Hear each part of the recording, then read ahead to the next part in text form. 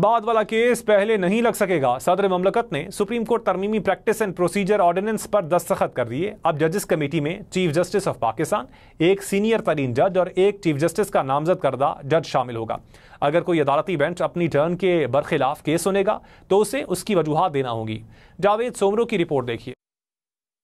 وفاقی کابینہ کی جانب سے سرکولیشن سمری کے ذریعے منظوری، صدر مملکت کے دستخط اور سپریم کورٹ ترمیمی پریکٹس اینڈ پروسیجر آرڈیننس جاری ہو گیا۔ پریکٹس اینڈ پروسیجر ایکٹ کے سیکشن 2 کی ذیلی شق 1 شامل۔ پریکٹس اینڈ پروسیجر کمیٹی میں چیف جسٹس آف پاکستان کے علاوہ ایک سینئر ترین جج اور ایک چیف جسٹس کا نامزد کردہ جج شامل ہوگا۔ آرڈیننس میں پریکٹس اینڈ پروسیجر ایکٹ کے سیکشن 3 میں ترمیم شامل ہے۔ سیکشن 3 کی ذیلی شق 2 کے تحت آرٹیکل 184 کے شق 3 کے معاملے پر سماعت سے قبل مفاد عامہ کی وجوہات دینا ہوں گی۔ پریکٹس اینڈ پروسیجر ایکٹ میں آرڈیننس کے ذریعے سیکشن 7A اور 7B کو شامل کیا گیا ہے۔ سیکشن 7A کے تحت ایسے مقدمات جو پہلے دائر ہوں گے انہیں پہلے سنا جائے گا۔ اگر کوئی عدالتی بینچ اپنی ٹرن کے برخلاف کیس سنے گا تو اسے اس کی وجوہات دینا ہوں گی۔ سیکشن 7B کے تحت ہر عدالتی کیس اور اپیل کی ریکارڈنگ ہوگی اور ٹرانسکرپٹ تیار کیا جائے گا۔ عدالتی کارروائی کا ٹرانسکرپٹ اور ریکارڈنگ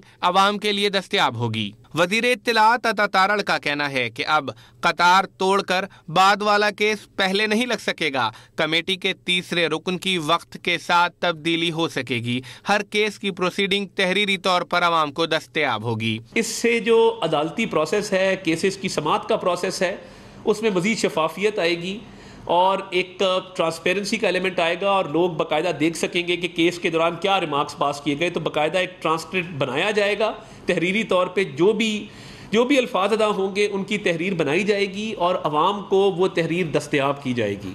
اس سے پہلے وفاقی کابینہ نے سپریم کورٹ ترمیمی پریکٹس اینڈ پروسیجر آرڈیننس کی منظوری سرکولیشن سمری کے ذریعے دی۔ وزارت قانون نے گزشتہ روز آرڈیننس وزیر اعظم اور کابینہ کو بھجوایا تھا۔